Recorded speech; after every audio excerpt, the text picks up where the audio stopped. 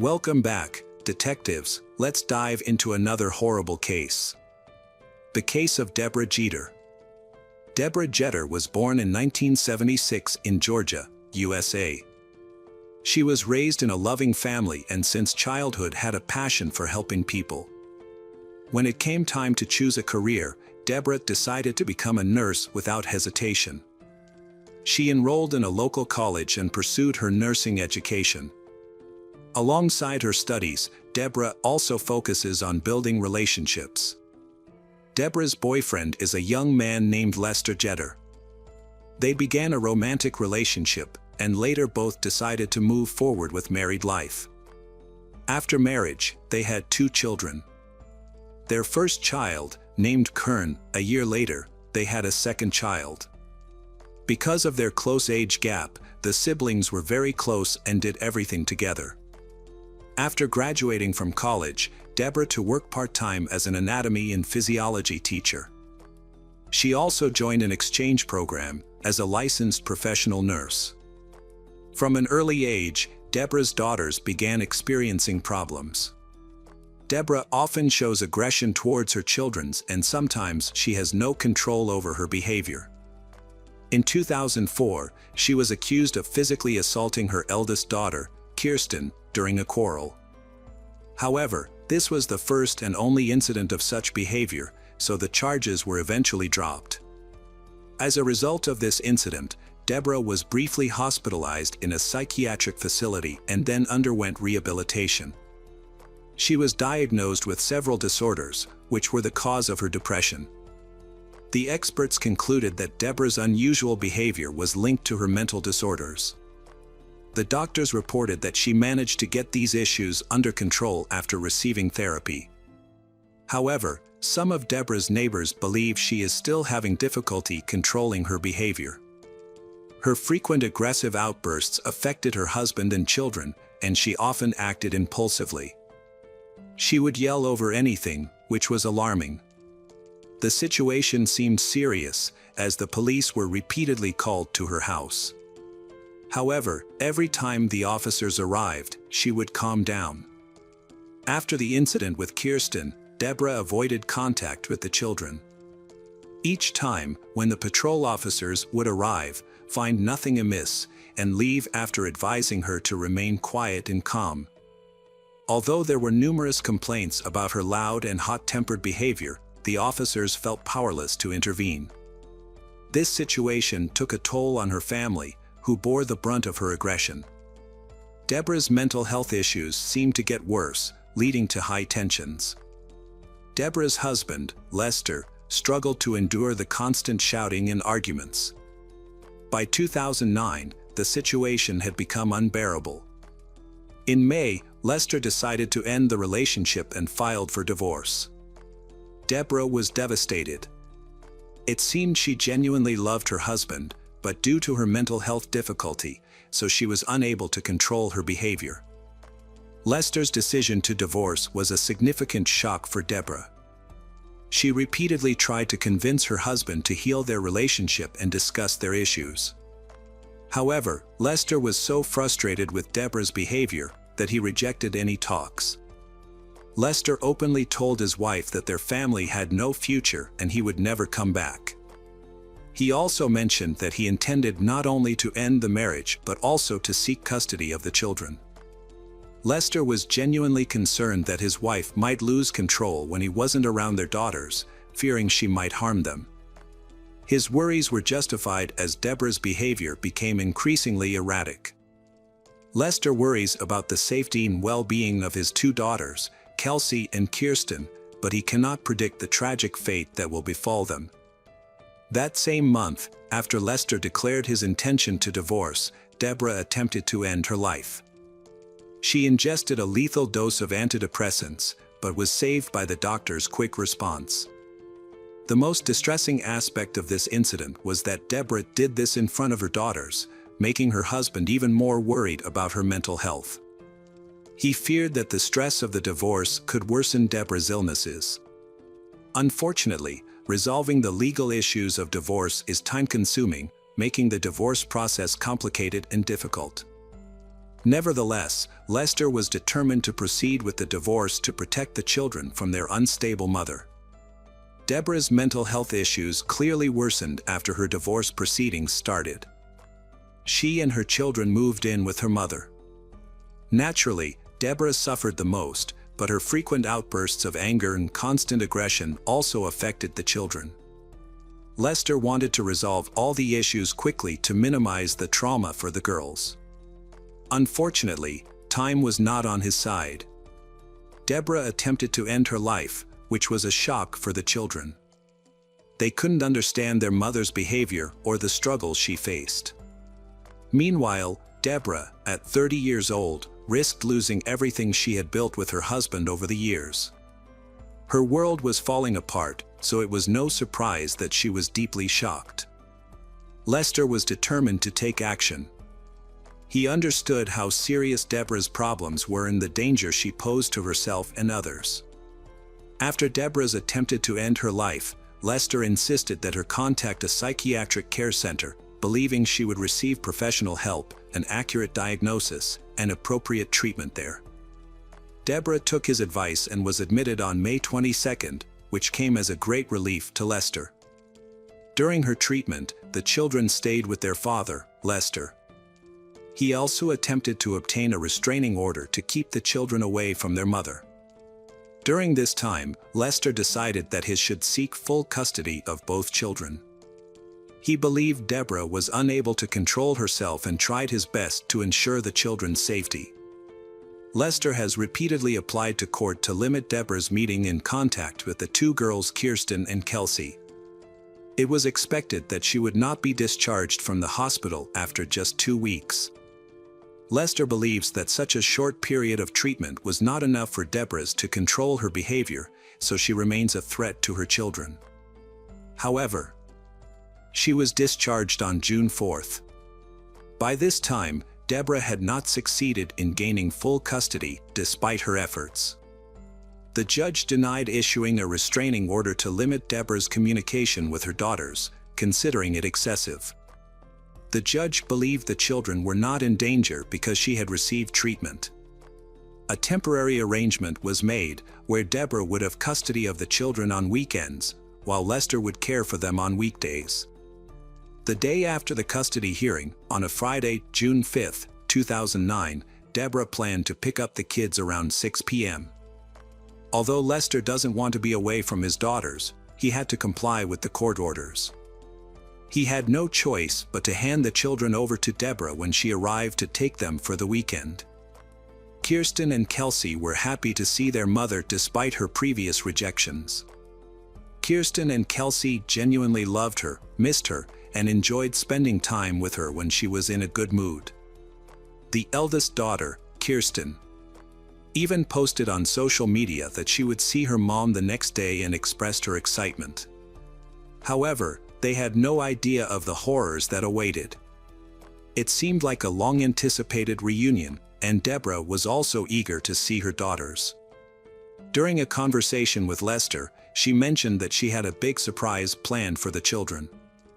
In reality, a terrible plan had formed in Deborah's mind, which she intended to carry out.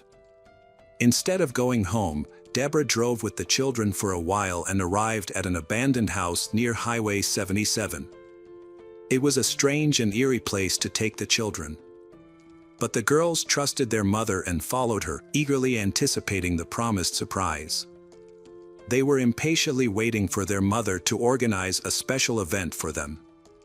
However, after they entered the house, Deborah pulled out a weapon. Kelsey quickly realized what was happening, but it was too late. She managed to shout to Kirsten to run away. However, Kirsten didn't listen, she charged at their mother, trying to take the knife to protect Kirsten. The struggle was unequal. Deborah stabbed her youngest daughter Kelsey several times. Kelsey was already down, and the eldest daughter Kirsten was desperately fighting with their mother. She pleaded for her to stop, shouting, "This is madness," but Deborah seemed oblivious, ignoring her pleas. Having dealt with Kelsey, Deborah turned on Kirsten, who tried to escape. Deborah struck her, but the wounds were not as deep. The girl began to bleed heavily.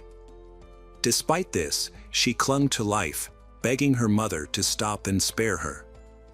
Kirsten expressed her desire to live, and perhaps this plea helped Deborah finally regain her senses. She halted the attack and began pacing nervously around the rooms of the abandoned house.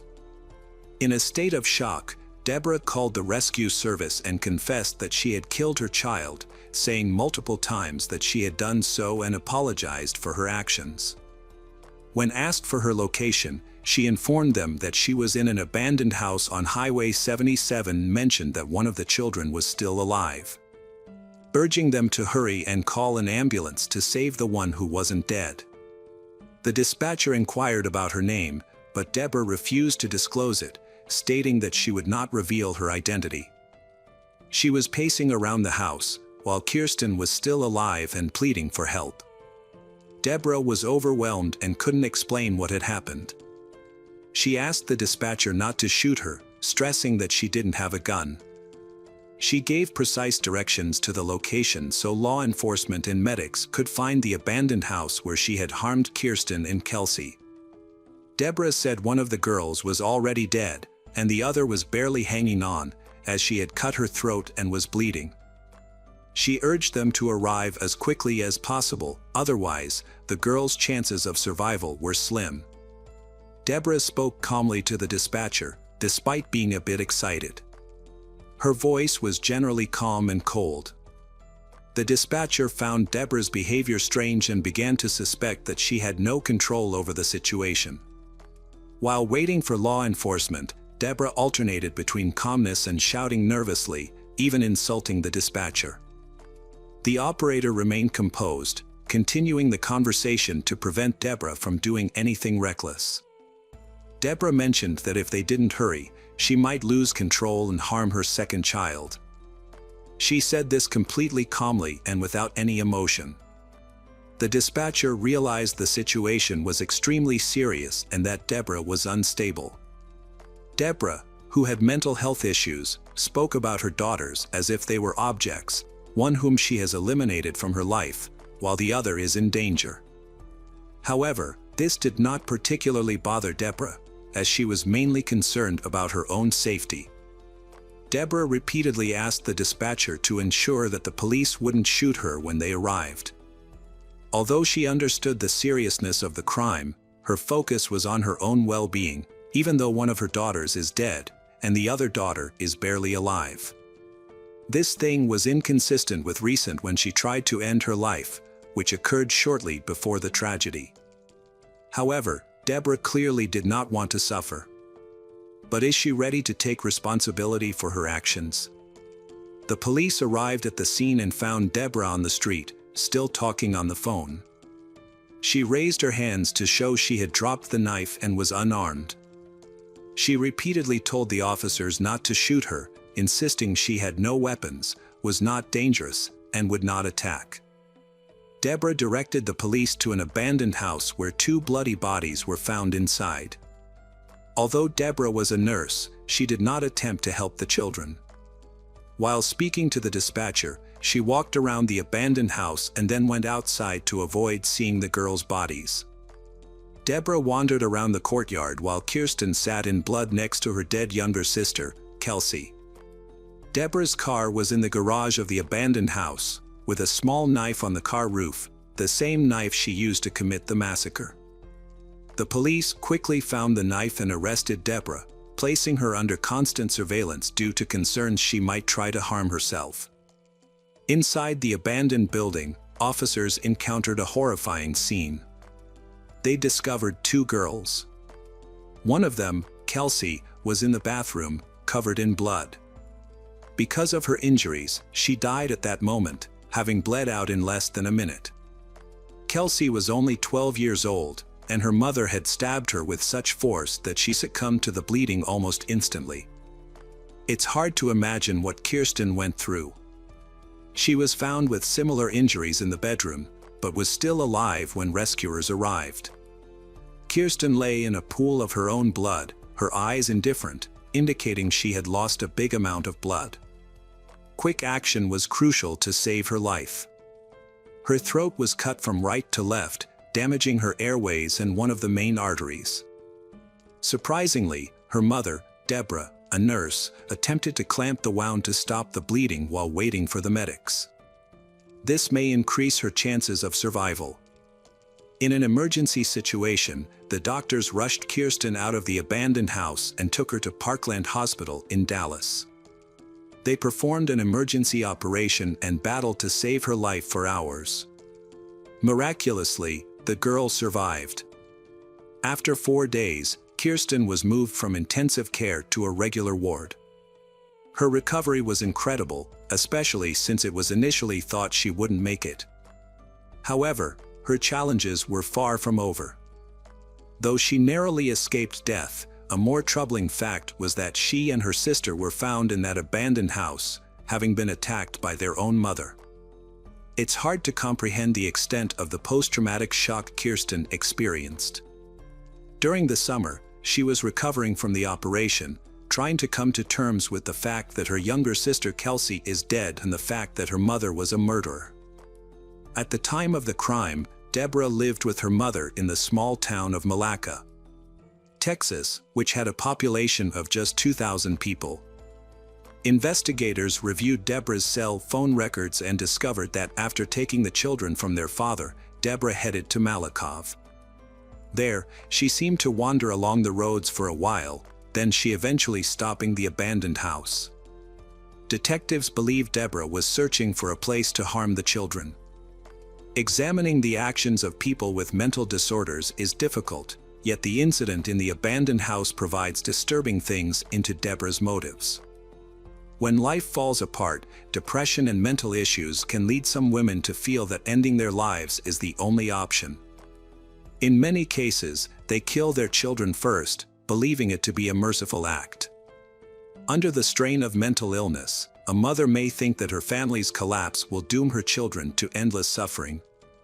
In this mindset, she views murder as a way to free them from pain and hardship. Often, these women then take their own lives. In this situation, it's evident that Deborah had no intention of dying. She was frightened and did not harm herself, even fearing that the police might shoot her, showing that she valued her life.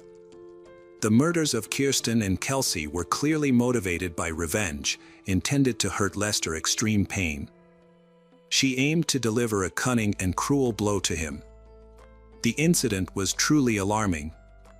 Kirsten and Kelsey's father, Lester, tried to give this case a big push to draw attention to the trial, literally the day after the judge refused to issue a restraining order against Deborah. Instead, the judge agreed at the hearing that she would have custody of her daughter by the end of the week. This decision later raised many questions about whether the judge considered this decision reckless. Unfortunately, Lester's worst fears were confirmed. Deborah killed Kelsey and almost took the life of Kirsten. Lester tried his best to convince the judge that his daughters were in mortal danger. Under no circumstances were they allowed to see Deborah unsupervised. However, the judge maintained that their main goal is to strengthen and unite families, encourage parents to cooperate with each other, to ensure children receive love from both parents. This decision ultimately led to devastating consequences, but the judge's actions were still deemed legal, despite the tragedy that followed. The district attorney stated that it's not fair to blame only the judge for this situation. According to him, responsibility belongs to many parties: the doctors who allowed Deborah to leave the hospital, Lester, along with Deborah. Deborah was expected to face severe punishment due to her past actions. She had previously shown anger and aggression towards her children, including attempting to harm Kirsten. However, the decision to lift the prohibition order on her is still controversial and raises many questions. Generally, in 99% of cases, shared custody benefits children, allowing both parents to support, love, and communicate with them, fostering healthy development. Yet, this approach fails when a parent has serious mental health issues. Child Protection Services claim they were unaware of Deborah's behavior. Staff stated that if they had known about her try to end her life in front of the children, she would never have been allowed unsupervised contact. From that point on, people also focused on the possibility that the family had clearly become victims of leniency on the part of the mental hospital and the justice system. However, this could not be proven. It was known that Deborah had been in and out of such institutions multiple times, with discharges that came too soon. A comprehensive diagnosis typically requires at least 3 months of testing and observation. Treatment and medication may be prescribed based on test results, but their effectiveness is not guaranteed. Doctors then closely monitor the patient's condition, behavioral changes, and the progression of the disease, adjusting medication as needed. This process can take up to a month. And discharge is only considered after a stable improvement in the patient's condition. However, Deborah was released after just a few weeks, suggesting that she did not undergo the full range of required examinations and tests. Deborah promised Lester that she would take Kirsten and Kelsey out and give them a surprise. She wanted to plan a fun evening with activities like singing and reading. However, just 4 hours later, she called emergency services and confessed to killing her children. Her trial lasted a year, and on May 27, 2010, Deborah Jeter was formally charged with aggravated murder and attempted murder. Throughout the proceedings, Deborah was held in prison due to the high bail, which was unaffordable and reflected the severity of the crime. As a result, she remained behind bars until the start of her trial. Deborah's defense team proposed a deal to the prosecution due to the complexity and sensitive nature of the case. Prosecutors fear that Deborah's mental illness could lead to her being released without jail time. Furthermore, a full trial would require Kirsten, Deborah's daughter who had miraculously survived her mother's attack, to testify in court. To spare Kirsten the trauma of reliving the horrific incident, Deborah agreed to plead guilty to a lesser charge, hoping to avoid the death penalty under Texas law. About a year after the murder, Lester and Kirsten visited Deborah in prison. Deborah explained that, due to the turmoil in her life at the time, so she genuinely believed killing her youngest daughter Kelsey was the only way to protect her children from future suffering. She thought that the family's breakup would cause everyone immense pain and, in her mentally unstable state, she saw the murder as the only solution, a twisted form of salvation. Deborah expressed regret about what happened, but she admitted that she still hates Lester and blames him for the tragedy, and she will never forgive him. Kirsten reminisced warmly about the past with her mother. They talked calmly and even laughed together. This was the last time Deborah could peacefully meet with her loved ones. Afterward, she was moved to another prison and sentenced to life imprisonment without the possibility of parole. In her situation, this is seen as a lenient punishment because, without admitting guilt, she could have faced the death penalty. Lester was deeply shocked by the incidents, but inspired by his daughter, he decided to move forward. In 2015, he rebuilt his life, remarried, and he and Kirsten removed their social media profiles. Eventually, Kirsten reactivated her account but set it to private.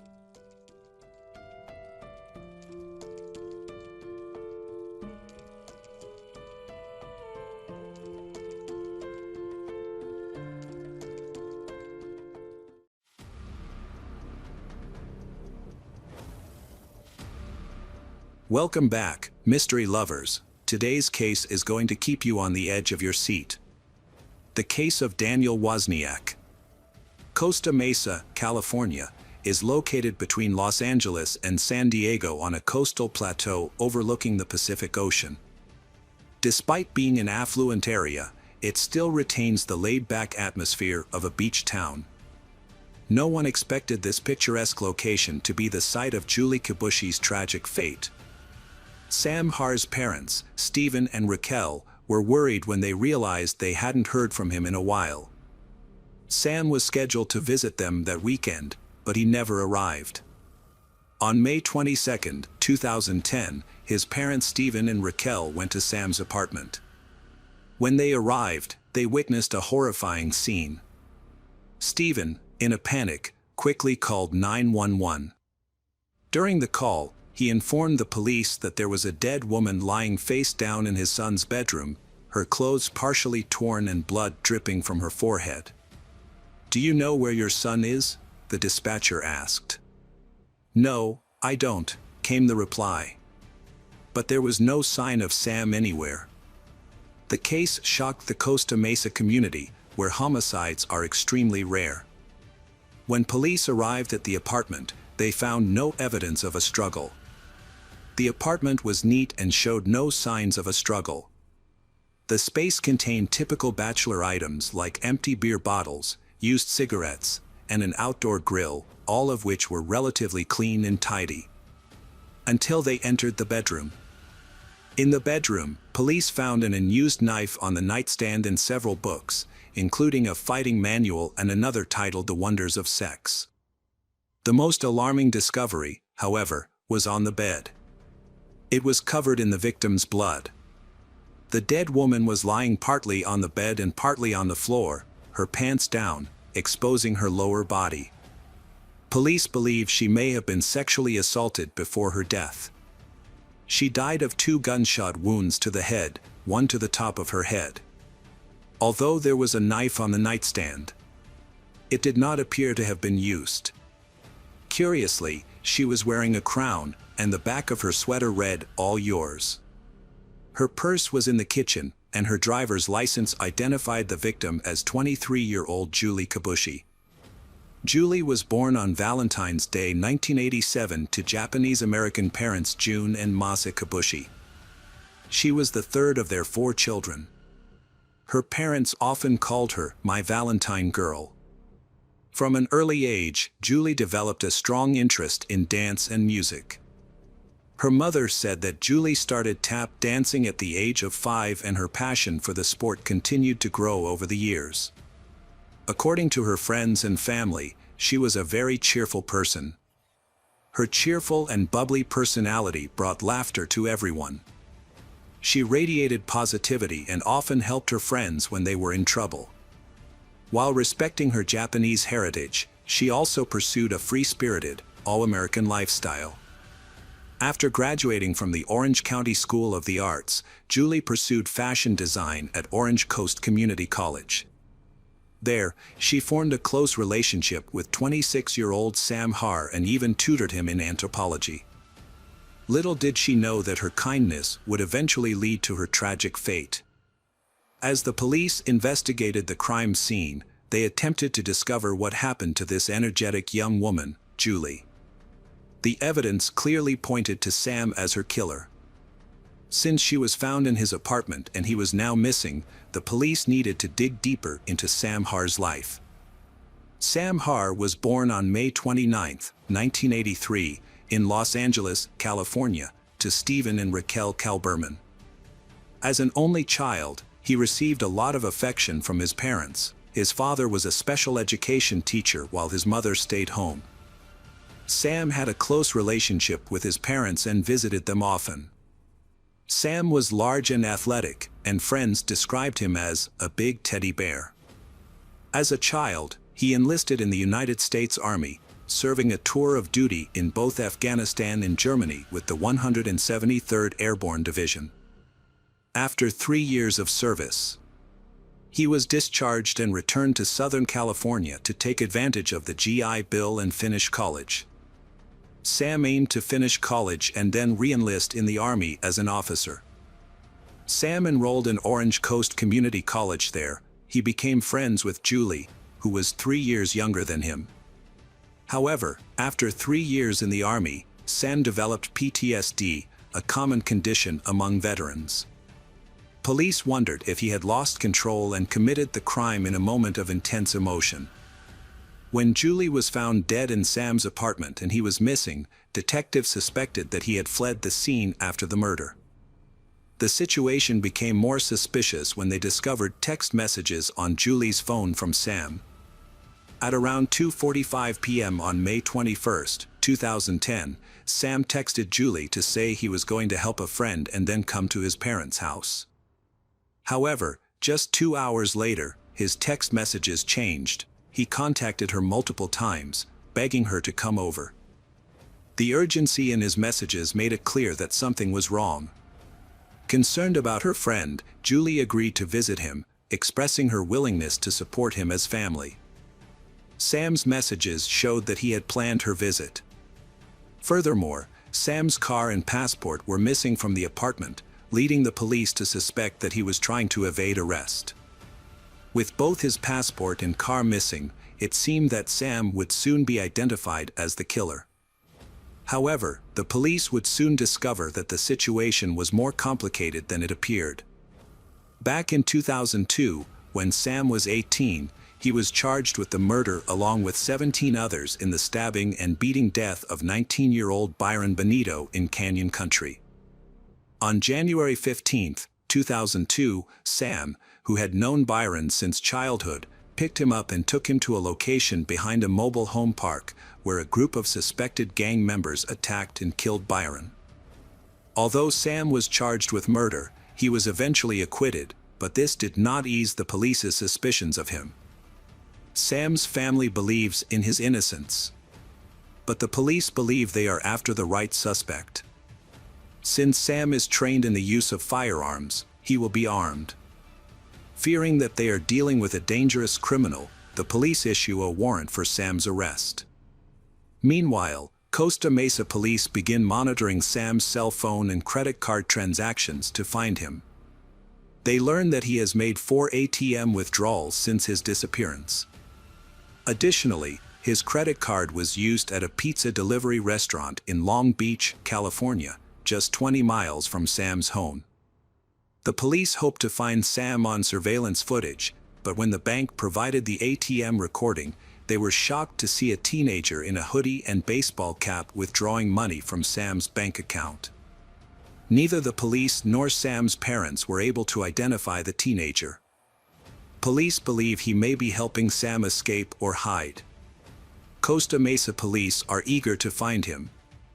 On May 26, 2010, police learned that Sam's credit card had been used at another pizza delivery service and began tracking the delivery driver. After obtaining the delivery address, they rushed to the location, thinking they had finally found Sam's hideout.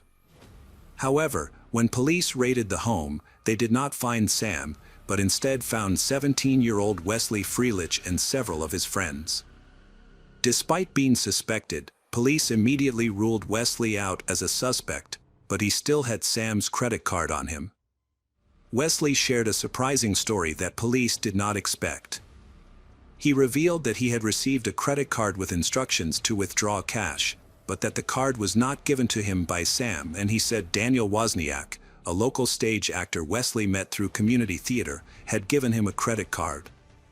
Daniel claimed to be a bail bondsman who needed to collect money that Sam owed. While most people might have refused, Wesley saw Daniel as a brother and, not realizing the severity of the situation, agreed to help. In total, $1,900 was withdrawn from the account. Daniel Wozniak's name came to the attention of the police when they discovered an invitation to Daniel's upcoming wedding in Sam's apartment. But who is Daniel really, and what is his relationship to Sam? Did he help Sam escape, or was he involved in the murder? Many questions remain unanswered. Daniel Wozniak, born March 23, 1984, is the youngest of 3 brothers. Because his parents worked long hours, he spent a lot of time with his grandparents after school. Growing up in a wealthy family, Daniel and his family often went on lavish vacations. He was considered a good student at school, getting top grades most of the time. He used pranks, singing, dancing, and magic tricks to attract people's attention. He loved being the center of attention. Realizing that he had a talent for performing on stage, Daniel began acting and singing in musicals in his early 20s. He was quite open-minded about his plans for the future, but was never able to hold down a job for long, forcing him to move from job to job with very low pay. However, he kept his passion for acting and continued to participate in theater. It was in one of these musicals that he met his dream partner, an actress. After a short period of dating, they decided to marry on May 26, 2010. The police found Daniel while he was celebrating his bachelor party in Huntington Beach, California. He was related to Sam Hart because they lived in the same apartment complex. The police suspected that Daniel may have helped Sam escape or hide, or that he was involved in Julie's murder. With an arrest warrant in hand, the police interrupted Daniel's bachelor party. His expression changed when he saw the police, and they took him into custody for questioning.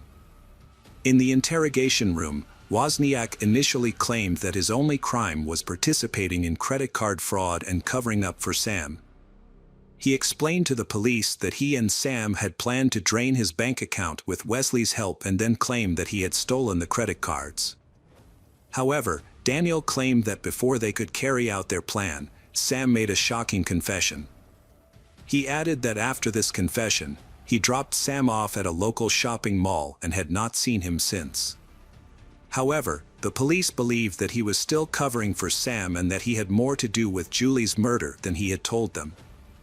The police changed their approach by taking a DNA sample from Daniel, which made him appear nervous. As he tried to remain calm, the police sensed that something was wrong. Almost immediately, he began adding more details to his statement. The police asked, "Can you explain what happened to Sam?" Daniel replied, "I told him I needed to move some objects in the theater. I said, 'Lift this up,' and as he bent down, I grabbed the gun. I had never fired a gun before, so I pulled the trigger and shot him." The police realized that Daniel is worried that his DNA might be found at Sam's apartment, despite his attempts to downplay the issue. Under pressure, he continually changes his story. After a brief silence, Daniel says that he knows about Julie's murder and that he helped Sam escape. When the police remind him that they have his DNA, he insists that it does not match anything on Julie's body, insisting that he had nothing to do with the murder. The police expect him to share more information, but he abruptly decides to end the interview. Knowing the seriousness of the situation, the police press him for more information, warning that he will be arrested for accessory to murder if he does not come clean and give them full details. Daniel also has a lot at stake. He has a wedding scheduled in just 48 hours and he does not want to miss it. Under pressure, he began to collapse, causing the situation to change. The police, noticing his distress, rushed into questioning by falsely claiming that they had found his DNA on Julie's body. In reality, it took weeks for the DNA test results to come back, but Daniel did not dispute this claim. Instead, he explained that his DNA was present because he had been right above her. When his fabrications were exposed, he made a startling confession. This alarmed the police because initially only one gunshot wound was found at the crime scene. It was only after an autopsy that a second gunshot wound was discovered. Daniel's confession meant that he had been present when she was killed, making him an accomplice to the murder, allowing the police to formally arrest him. Even though Daniel was in custody, the police still needed to locate Sam, and Daniel remained silent as they searched for clues about Sam. While in prison, Daniel called his fiancée, Rachel Buffett. When Rachel chose freedom over love, she told him that she would speak to the police about the case. Daniel knew that he had to talk to the police before Rachel did. Suddenly, he panicked, desperate to reach a deal with the police that he had refused to do just hours before. But what he told the police this time was beyond their imagination. The story begins on May 21, 2010, when Daniel asks Sam to help him with a task, moving some boxes in the attic of a theater at a local military base. While Sam is busy moving the boxes and his back is turned, Daniel suddenly pulls out a gun and shoots Sam in the head. At first, Sam doesn't know what happened, but when he realizes he's been shot, he begs Daniel for help. Without hesitation, Daniel loads the gun and shoots Sam a second time, killing him on the spot. After killing Sam, Daniel proceeds to send Julie messages from Sam's phone, inviting her to Sam's apartment. Without any remorse, he leaves Sam's body in the attic and spends the night laughing, singing, and dancing, as if he hadn't just taken an innocent life. That night, Daniel returns to the apartment, and when Julie arrives, he shoots her twice in the head. He then staged the crime scene to make it appear as if Sam had attacked and killed Julie before fleeing. Daniel was also determined to hide Sam's body. In a desperate and gruesome act, he returned to the loft and cut off Sam's hands and head to conceal his identity. He dumped the body in a nearby park. Despite these horrific actions, Daniel returned to the theater as if nothing had happened. Police later found photos from the film's parties showing him laughing and joking with other members of the crew. The motive for these shocking murders was even more disturbing. It was all about money. Daniel had been struggling financially for a long time and was facing eviction, having been 2 months behind on his rent. He also had no way to pay for the lavish wedding and honeymoon he had planned. When Daniel discovers that Sam has $62,000 in savings from his time in the military, he makes the cold-blooded decision to kill 2 innocent people to fund his lavish wedding and vacation. When the police discover the backpack containing the evidence Rachel mentioned to Daniel, it becomes clear just how damaging its contents can be. Daniel's brother, Tim, was told to get rid of the backpack but instead threw it over the fence at their parents' house. The backpack contained a number of incriminating items, including Sam's financial information, passport, bloody clothing, and most importantly, the murder weapon. Daniel's DNA was found on these items, placing him solely responsible for the murders of Julie and Sam. The evidence was overwhelming, including DNA, spent shell casings, and the victim's financial records, everything the prosecutor could possibly need, including the murder weapon itself. On December 16, 2015, after a trial that lasted just 5 days, Daniel Wozniak was convicted of 2 counts of first-degree murder. On January 11, 2016, after just 1 hour of deliberation, one of the shortest death penalty trials ever, the jury recommended the death penalty for Daniel Wozniak. On September 23, 2016, the judge sentenced him to death. It seemed there was no end to the deception in this case. Years later, police discovered that Daniel's ex-fiancée, Rachel Buffett, not only knew about the murder plots, but also lied to the police. Although she denied all charges, she was arrested and charged with 3 felony counts of being an accessory after the fact, based on allegations that she had repeatedly lied to the police. On September 12, 2018, she was convicted of 2 of those charges, carrying a maximum possible sentence of 44 months. On November 8, 2018, she was sentenced to 32 months in prison and was released from prison in about 2019.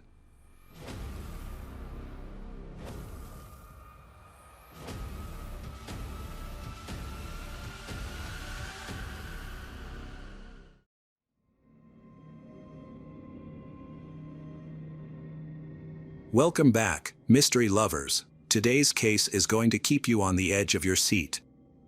The case of Heather Maples.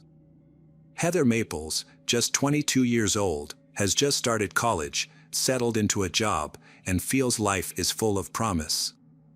She radiates warmth and energy, and is always helpful to those around her. On the morning of August 7, 2015, Heather's coworker Kelsey Price arrived at her real estate brokerage firm in Murfreesboro, Tennessee, and began her daily routine. Heather had not yet arrived at work, which did not surprise Kelsey, as Heather was notorious for being late. Kelsey began calling Heather to wake her up but received no response. The night before, Heather had planned to go to a bar with some friends and had asked Kelsey to pick her up if she overslept or did not answer the phone. Kelsey was not concerned and went to Heather's apartment to wake her up. The girls' apartments were in the same complex where they worked. When Kelsey arrived, she found the front door unlocked. When she entered, she found her friend Heather lying on the bed, sleeping on her stomach, wearing only a crop top and no underwear. Thinking that Heather had been partying the night before, Kelsey tried to wake her but received no response. She gently tapped Heather's leg to wake her up, but when she touched it, she was shocked to find it was ice cold. Terrified, Kelsey walked out of the apartment and called 911. Emergency services arrived quickly, with police officer Tommy Massey being one of the first to arrive on the scene, followed by a forensic team who thoroughly examined the apartment. They found that Heather was partially undressed and had bruises on her face. The poor girl's hair was bloody, and blood was also splattered on the walls. It was clear that she had been brutally beaten, tortured, and sexually assaulted. Heather Maples was born on August 23, 1992 in Ocala, Florida. Her mother affectionately called Heather her "Storm Baby," a nickname that perfectly reflected her energy and courage. In 2004, Heather's mother, Jennifer Hunter, welcomed her second child, a son named Ryan. Heather happily embraced her new role as a big sister, however Ryan was later diagnosed with developmental delays. Heather devoted all of her free time to her brother, teaching him to talk, walk, and feed himself.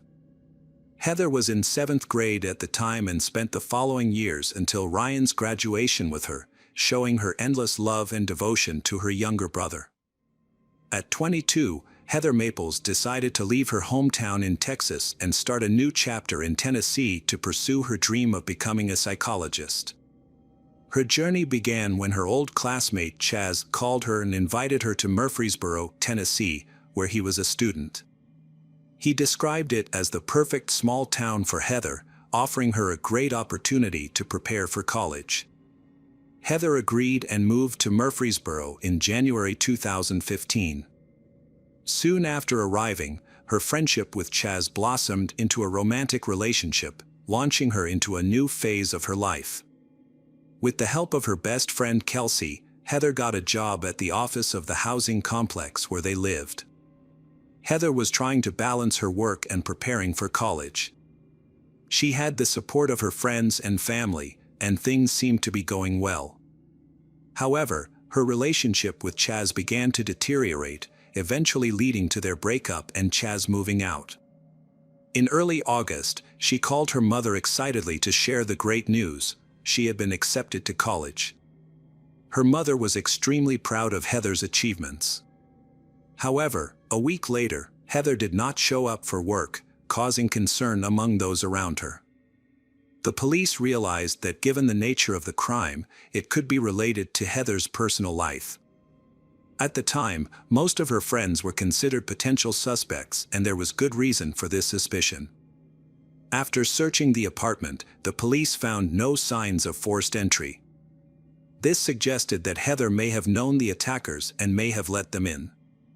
During the investigation, several key pieces of evidence were discovered, including unidentified DNA and a hair that did not belong to Heather. These samples were sent for analysis to help identify the suspect. The most important evidence was a bloody fingerprint that was clearly found on the right side of Heather's bed. Police Tommy noted that if someone had intentionally left the stain, it would not have been so clear and precise.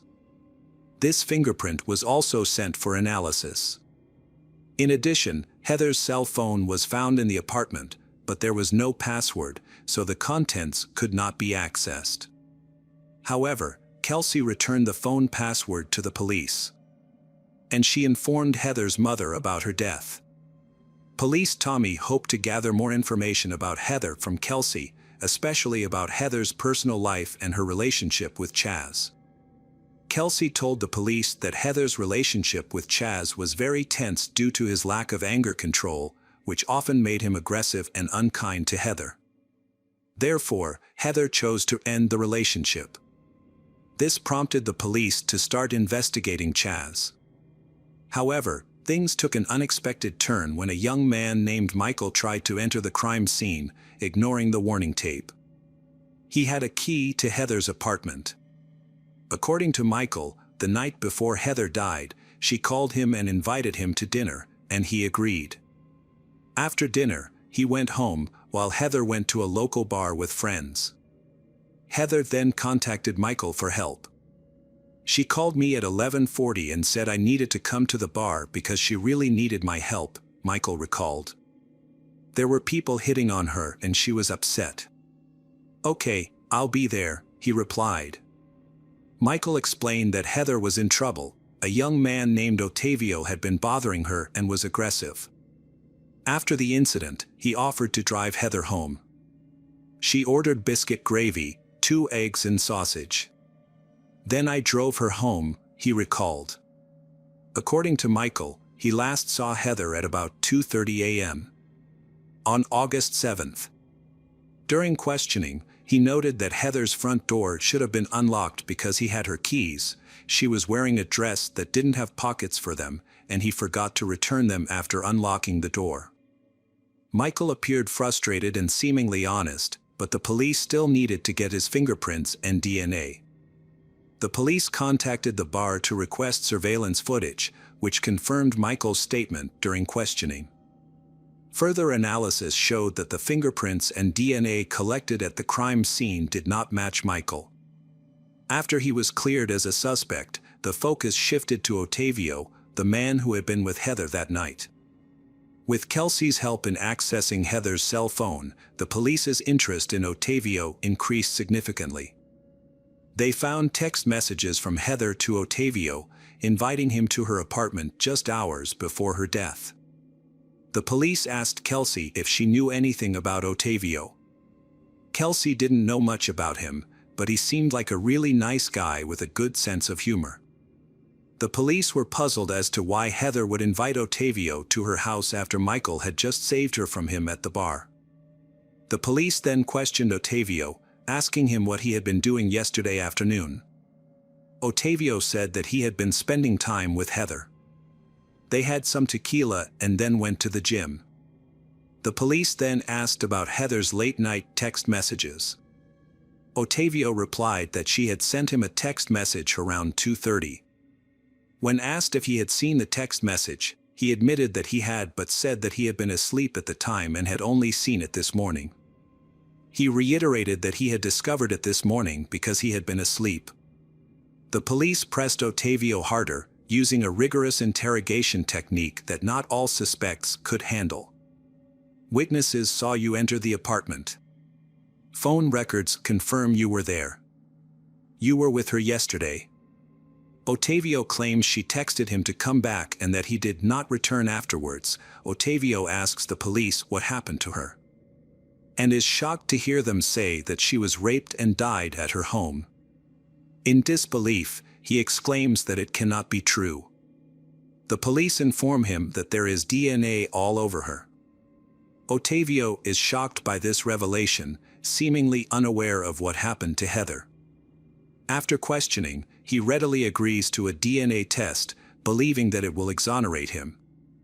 The results confirm his innocence as the DNA found at the crime scene does not match his, leading to his being eliminated as a suspect.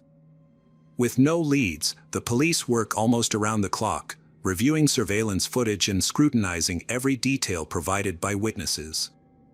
On the 9th day of the investigation, as Officer Tommy prepares to leave the office late at night, he receives an important call from the director of the forensics lab. Tommy finally gets the answer regarding the bloody fingerprints taken from Heather's bed. They belong to a young man named Brandon Bowling. The police then ask Brandon how he met Heather, and he says they met at the gym. Tommy starts the questioning gently, giving Brandon a chance to explain what happened that night. He asks if Brandon has ever been to her apartment, and Brandon confirms that he has.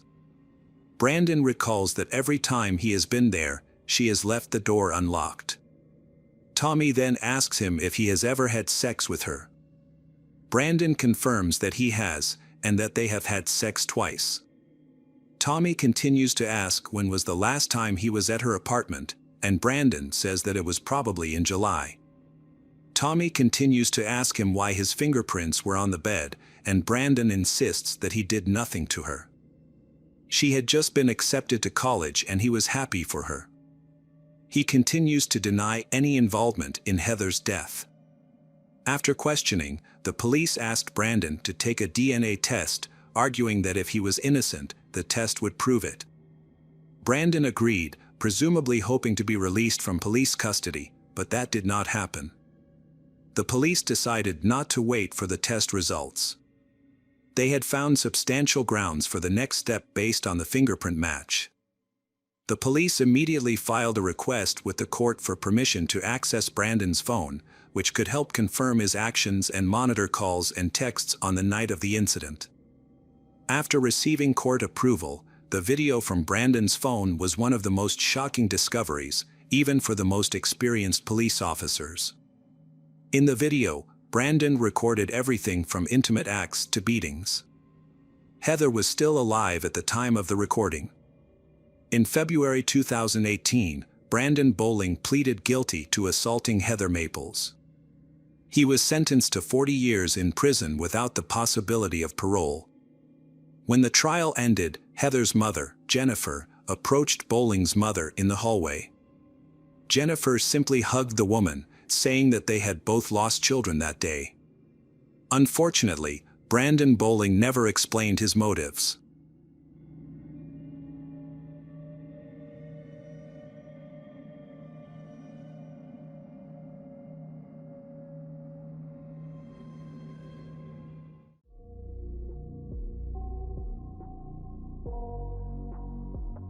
Hello friends, welcome to our channel. Today we're going to take a look at another horrible case with you. The case of Teresa Halbach.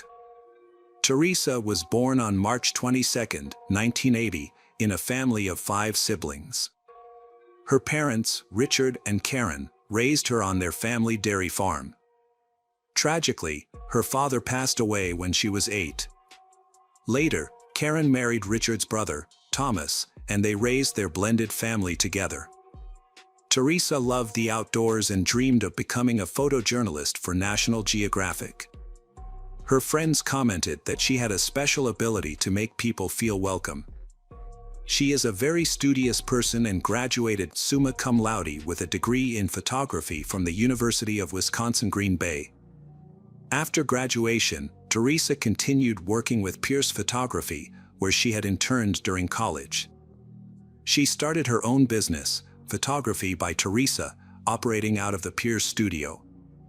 Teresa traveled widely and took freelance jobs with Auto Trader magazine, photographing vehicles for sale to supplement her income. Unfortunately, this job led to her untimely death. All the evidence pointed to one person, Stephen Avery. Stephen contacted Teresa to arrange a photo shoot of his sister's minivan. Records show she was last seen at 2:30 p.m. that day, a fact confirmed by Stephen's nephew, Bobby, who reported seeing the car enter the salvage yard. Stephen was first charged with a weapons violation, as he was a convicted felon. On November 11, 2005, he was charged with Teresa's murder, kidnapping, sexual assault, and mutilation of a corpse. Stephen's blood was found in Teresa's SUV, and her car keys were discovered in his room. Throughout, Stephen claimed he was innocent and that the police were framing him. At the time, he was involved in a $36 million civil lawsuit against Manitowoc County. Stephen Avery, born on July 9, 1962, is from Manitowoc County, Wisconsin.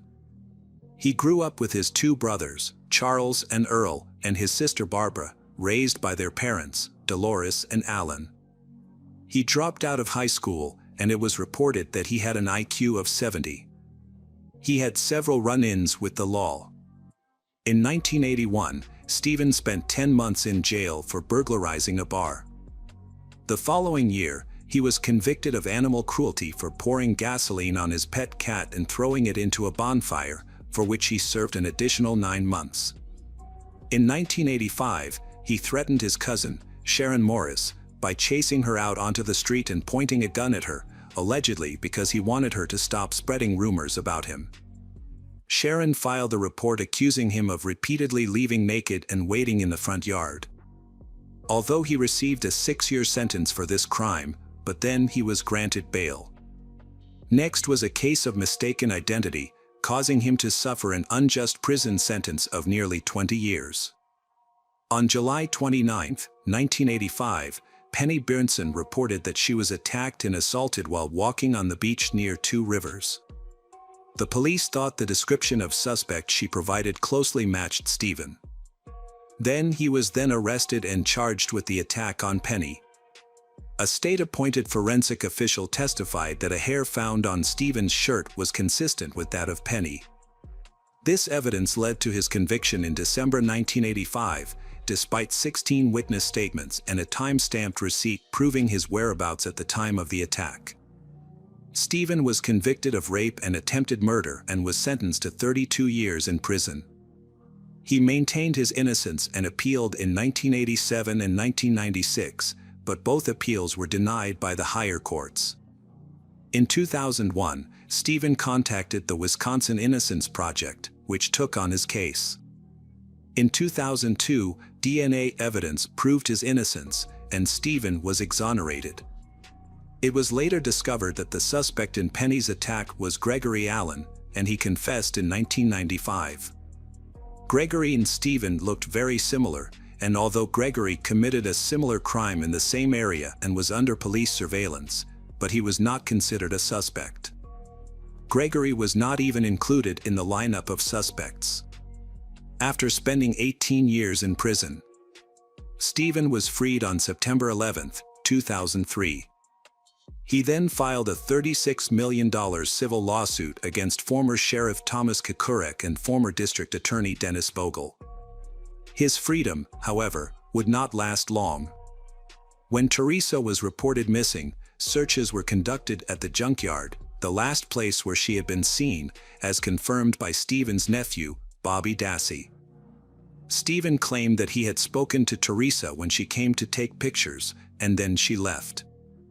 In addition to the bone fragments, the SUV keys, and the blood found in the car, a bullet with Teresa's DNA was discovered in the garage. While in jail, Stephen's younger nephew, Brendan Dassey, was also questioned about the murder.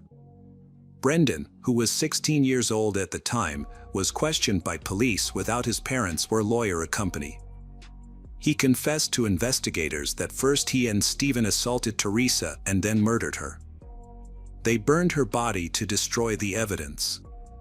Brendan was charged in March 2006 as an accessory to the murder. He later recanted his confession, claiming he was coerced by detectives. Brendan was charged with the same crimes as Stephen, even though there was no physical evidence linking him to the crime scene. Stephen was convicted in March 2007 and sentenced to life in prison without parole. Later that year, Brendan was also found guilty and given a life sentence, with the possibility of parole in 2048. This murder case did not have a clear solution and caused much controversy after the conviction. A petition urging the White House to pardon Stephen and Brendan collected over 128,000 signatures but ultimately had no effect. The White House clarified that, since the convictions occurred in a state court, the president lacks the authority to issue pardons. Many people, including Stephen and Brendan's families, believe in their innocence and hope the real killer of Teresa will be found. Stephen's ex-fiancée, Sandy Greenman, also believed that he is innocent. She started a Facebook page to raise awareness about the case, describing him as a model man. She expressed frustration that people wrongly portray Stephen as perpetually violent, but which is not true. Most notable, however, is the support of Kim Kardashian. As a socialite, she used her position to help Case get a fair trial. After learning about the case through social media, she became interested. Despite her attempts to appeal to the governor, also has no effect. However, she remains determined to seek justice for both Stephen and Brendan. On the other hand, some people believe that Stephen is the suspect, including Jody Stakowski, another ex-fiancée of his. Initially, Jody supported Stephen's innocence. Later, she confessed that she lied and it was all an act. In an interview with Nancy Grace, Jody claimed that Stephen had threatened to kill her, her family, and a friend. She alleged that he wanted revenge on women after he was wrongfully convicted in Penny's case. She stated that Stephen was the one person she couldn't trust and that he was a monster. To avoid a conflict of interest, Manitowoc County handed over the case to neighboring Calumet County. However, as part of the agreement, Calumet County was allowed to utilize Manitowoc County's resources, including personnel. A Manitowoc County Sheriff's deputy found a key in Stephen's room after multiple searches. The defense team alleged that the blood evidence discovered in the car was actually taken from a vial containing Stephen's blood from a prior conviction. They claimed that the blood vial had been tampered with, citing a visible puncture hole on the stopper. However, the prosecution disputed this claim by testing the blood for a preservative typically found in stored blood samples, but not in fresh human blood. The test results showed no presence of the preservative. Stephen's defense team presented an expert witness who testified that a negative test result for the preservative did not mean it was absent, as the testing technology itself might be inconclusive. Brendan Dassey, who was 16 years old at the time, he was interviewed without a lawyer or parent present. Notably, Brendan had an IQ of 73, indicating intellectual disability, which may have made him more vulnerable to suggestion during questioning. Police used the Reed technique, a method that has been criticized as coercive, raising concerns about the reliability of Brendan's testimony. The Reed technique has faced criticism for leading to a high number of false confessions, particularly among juveniles and individuals with mental impairments. This method aims to make suspects feel comfortable with their interrogators, ultimately encouraging them to confess. During the interrogation process, suspects are presented with evidence that proves their guilt. In Brendan's case, he initially agreed with the interrogators but later retracted his confession. He claimed that his initial defense team worked with the prosecution to coerce a confession from him, which he later denied. Stephen and Brendan have repeatedly appealed their convictions, but have been denied each time and remain in prison.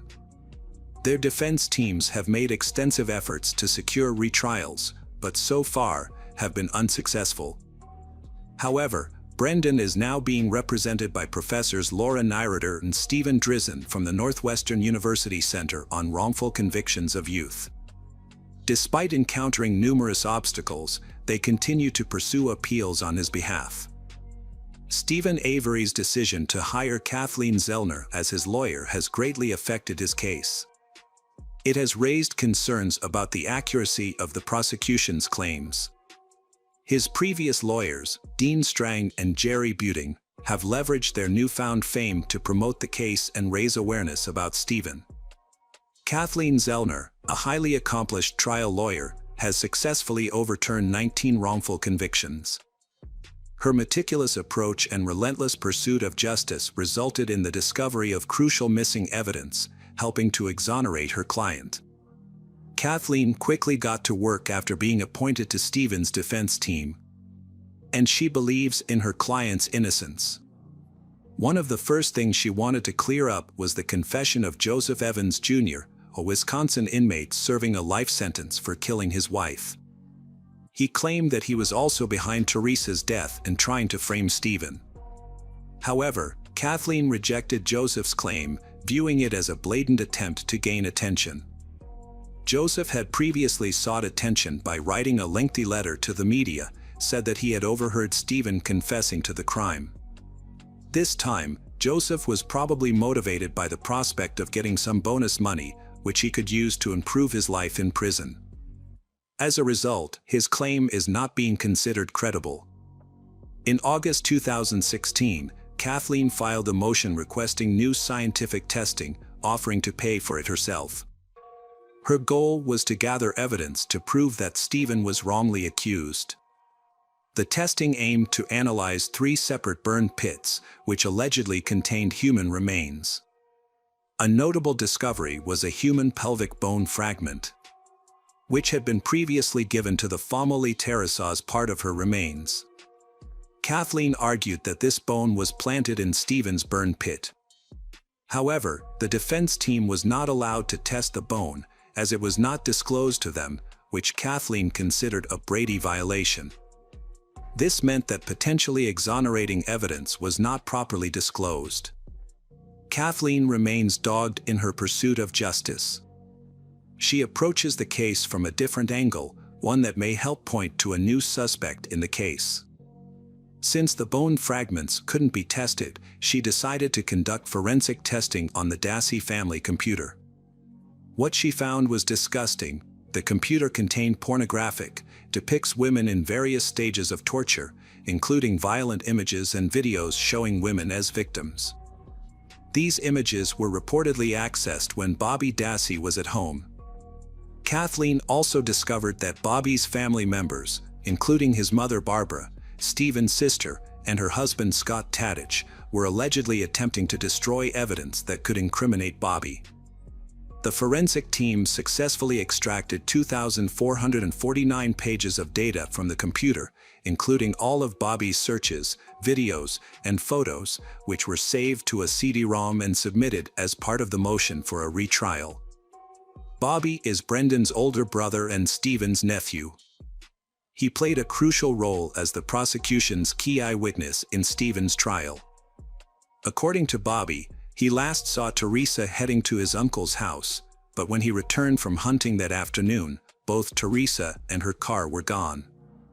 Additionally, Bobby's half-brother, Brad Dassey, has made some claims that have added to the complexity of the case. Brad believes that Stephen is innocent.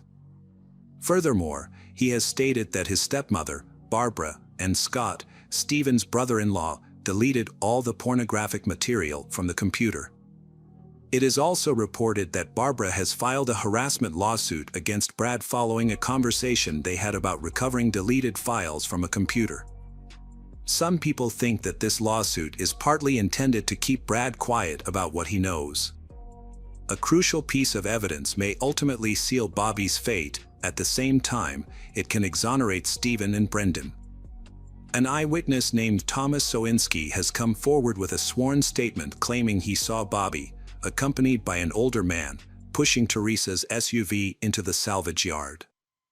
Thomas was driving by while delivering newspapers and passed by the pair twice.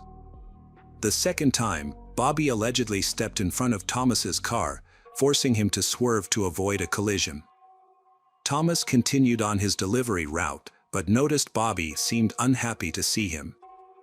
After the SUV was discovered, Thomas realized the importance of what he had seen and contacted the police. However, when he shared his account, police dismissed him, said they knew who the suspect was, and he never heard from them again. For Kathleen, this presents a clear contradiction to the prosecution's main witness.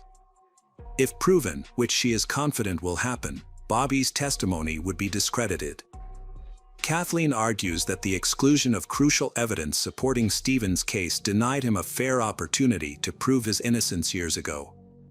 A newly filed appeal is currently under review by the court, with a decision expected in November 2022. Stephen Avery maintains his innocence.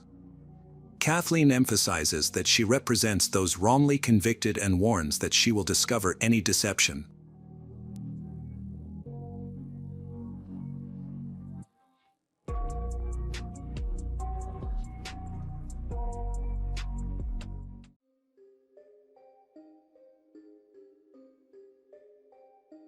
Welcome back, mystery lovers. Today's case is going to keep you on the edge of your seat. The case of Ronald Burns.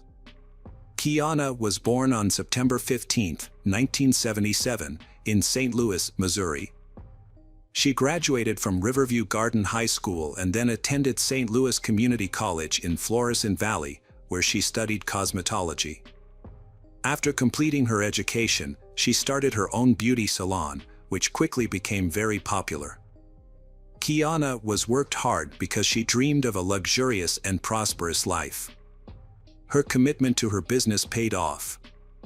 Over the next 20 years, through her determination and effort, she grew her salon into one of the largest in the St. Louis area.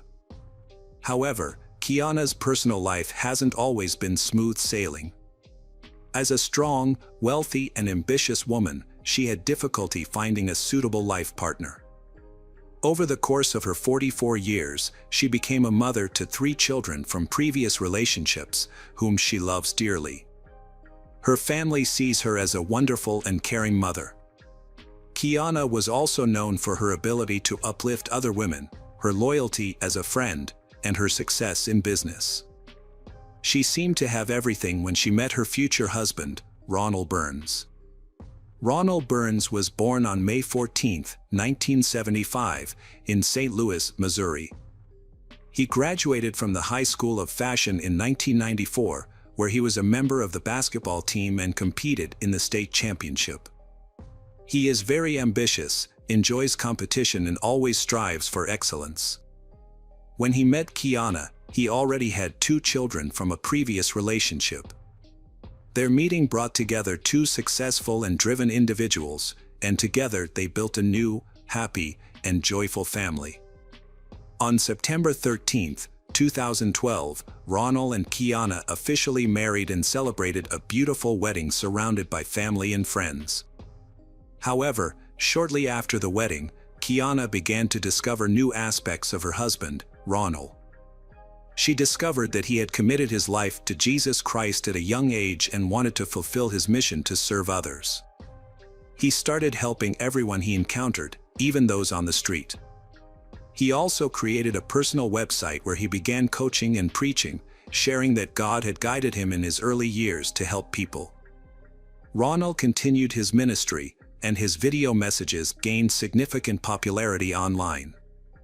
Besides being a church coach known for his inspiring speeches, he also worked as a financial counselor and insurance agent. He founded a company called Traditional Financial Solutions, with the goal of helping people worldwide achieve financial independence. He found great success in his business, and his speeches attracted large audiences due to his dedication to helping others. Kiana supported her husband, and together they became popular online. Ronald was already a recognized leader and coach in Six-Figure Ambition, an online program for entrepreneurs. He had over 7,000 followers on Instagram and 2,000 subscribers on YouTube, where he shared educational videos. Ronald and Kiana combined their family and business skills, shared their dream, and ended up creating something amazing that has impacted thousands of people. Kiana was a well-known speaker at business events, where she shared valuable lessons and inspiration for achieving success. She had 14,000 followers on Instagram, where she posted about her family life and inspirational quotes. In one of her popular video messages, Kiana and Ronald appeared together, dressed in branded clothing.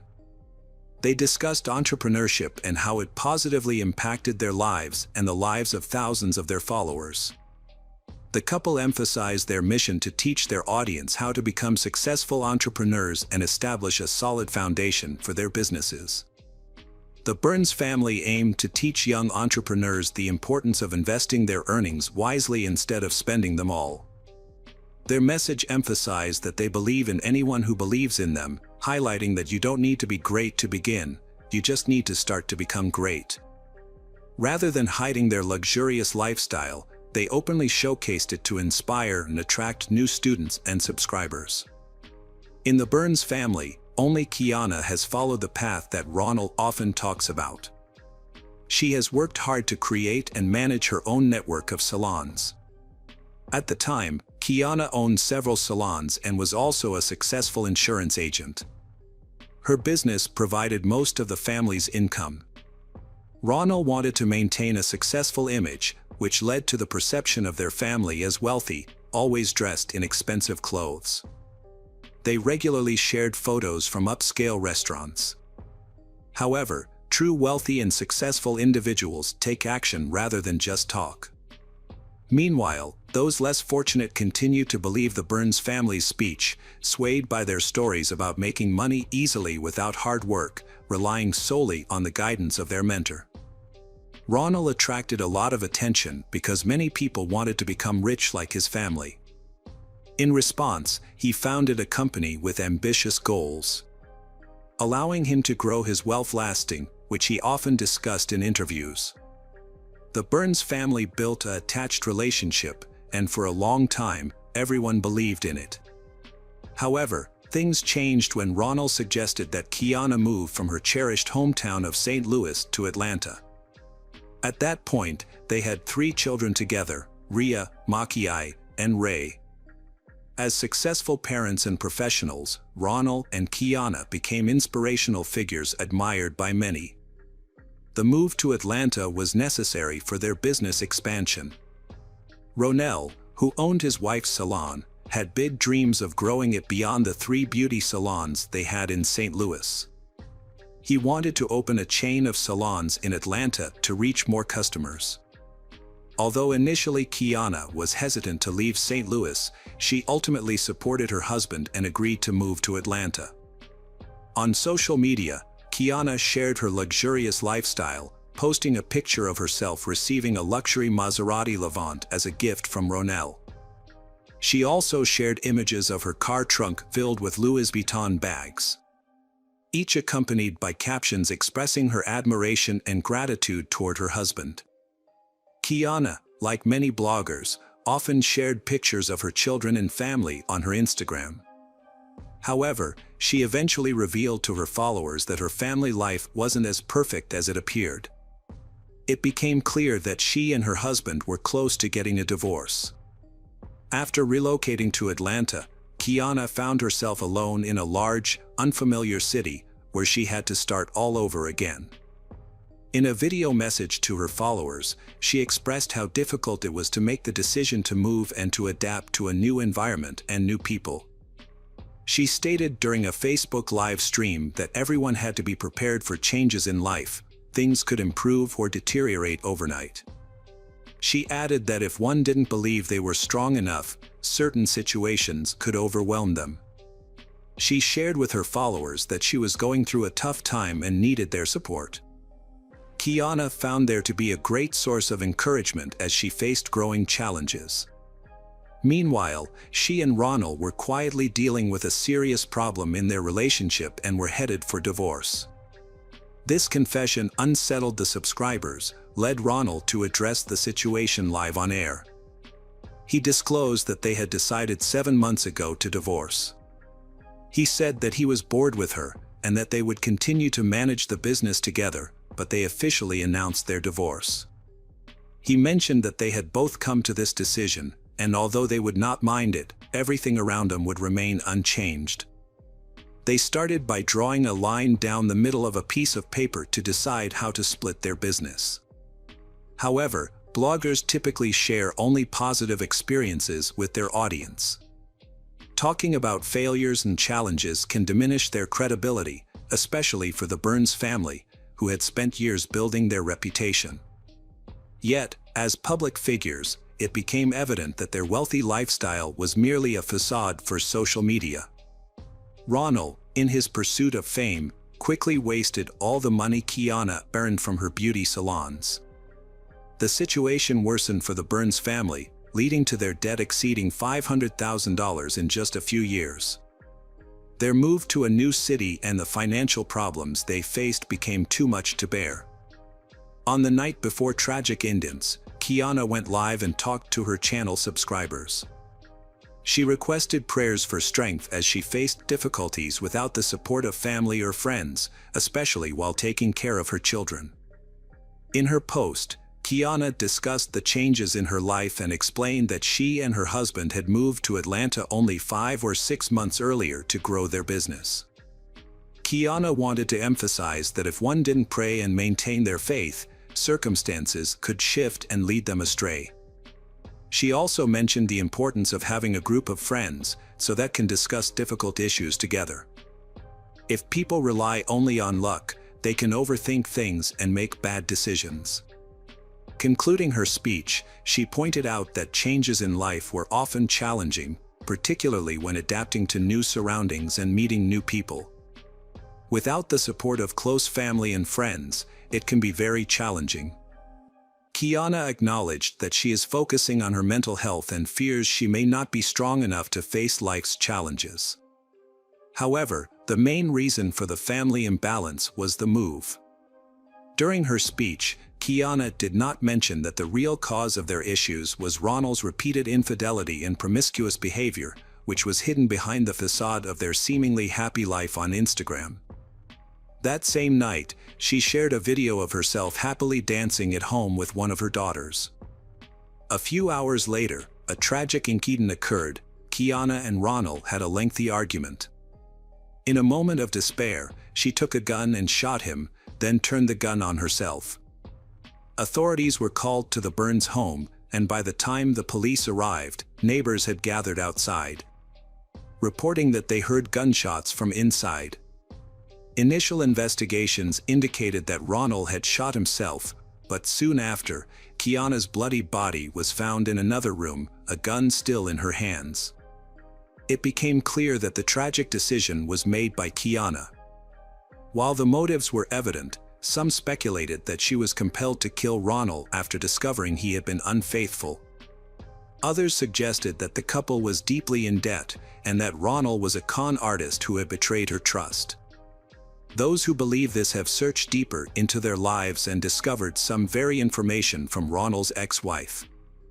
She stated that during her divorce, she discovered that Ronald was a habitual cheater. Throughout their marriage, he was very careless with his wife's finances and could not maintain any jobs. This eventually led to financial ruin and her credit history was affected. After they got divorced, Ronald met Kiana, a successful career woman who intrigued him. In turn, Kiana was drawn to Ronald's confidence and charm. Ronald and Kiana seemed to be a promising match, combining her financial success with his experience, but their expectations fell short, and all their business ventures ultimately failed. The only business that survived was Kiana's beauty salon. Despite not generating any income, Ronald maintained the appearance of a successful businessman. The family skillfully concealed their financial struggles on social media, frequently showcasing expensive purchases. They also hid their relationship issues by posting joyful pictures together. Ronald continued to share updates about his business projects on his account, asserting that every endeavor he undertook was successful and profitable. The Burns family portrayed themselves as Christians, often including biblical quotes in their posts. They shared images of their lavish home, highlighting their wealth and family life. However, these pictures, whether at home, at parties, in front of cars, or on vacation, served merely as a facade. Ronald worked for an American marketing insurance company, known for exploiting middle and lower-income families. He even attempted to rope in family and friends to participate in this deceitful scheme in a bid to enhance his status. Even so, Ronald did not make enough money from this venture and struggled to support himself. Ronald and Kiana continuously convincing those around them that their new business was thriving and that they were successful entrepreneurs. Their overconfidence was evident when they even created a TV series about their lives, titled Meet the Burns. Despite their claims of success, they quickly spent all their earnings on an extravagant lifestyle, trying to project an image that didn't reflect reality. This reckless spending ultimately led to their financial downfall. On December 19, 2019, Kiana and Ronald officially filed for bankruptcy, requiring them to sell some of their assets to settle their debts.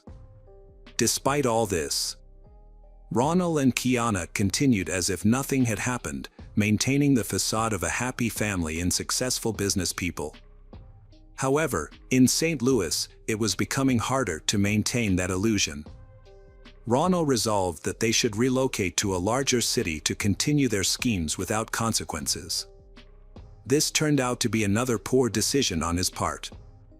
Kiana's beauty salon is still profitable for them, which was their family's only source of income. Sadly, Kiana went along with her husband's plan and agreed to the move once more. Kiana struggled to adjust to life new in Atlanta. She was already aware that her husband had cheated on her multiple times and was exhausted from being patient and quiet about it. They agreed to divorce, but when Ronald filed the papers on October 10, 2021, he claimed Kiana's infidelity as the reason for their separation. Kiana was heartbroken, but she understood reasons, as her family and friends were unaware of the issues between her and Ronald. He concealed the truth from everyone to maintain his reputation. On October 20th, just 10 days after filing for divorce, Kiana appeared on live television to address a more serious matter. Her usual bright smile was replaced by a look of concern and sorrow. After his divorce from his first wife, Ronald had married the successful and wealthy Kiana. Presenting himself as a devoted guru, he appeared reformed and trustworthy. However, he had not truly changed and continued to exploit Kiana's trust and wealth, while pretending to be a successful businessman. On November 9, 2021, what appeared to be a happy marriage ended tragically when 44-year-old Kiana Burns shot and killed her husband, 46-year-old Ronald Burns, before turning the gun on herself. They left behind 8 children who will now grow up without their parents. According to the Sandy Springs Police Department, there was no history of domestic violence in their household. Just weeks prior to this tragedy, Kiana had asked her friends on Facebook for prayers. But the reasons behind her actions remain unclear, leaving many to wonder what could have led to such a drastic decision. It can be challenging to understand the actions of someone struggling with depression and other serious mental health issues. Furthermore, it is especially concerning to witness their children having to fend for themselves without their parents. The news of Ronald and his wife Kiana's deaths has spread quickly among their many friends and colleagues. Their passing has drawn considerable attention on social media, with many friends and followers sharing their grief and fond memories of the couple. Those who knew them best have paid tribute, yet a post from a family friend reveals that even people very close to the couple were unaware of the family's true situation until the end. Ronald had a tendency to show off his success and luxury. He became so absorbed in his self-image that he confused self-worth with self-importance. Like a destructive force, he disrupted the lives of several hard-working and successful women. He is merely a deceitful con man who brought his wives down. He misled women into believing in wonderful dreams of happiness and success that they would only achieve with him,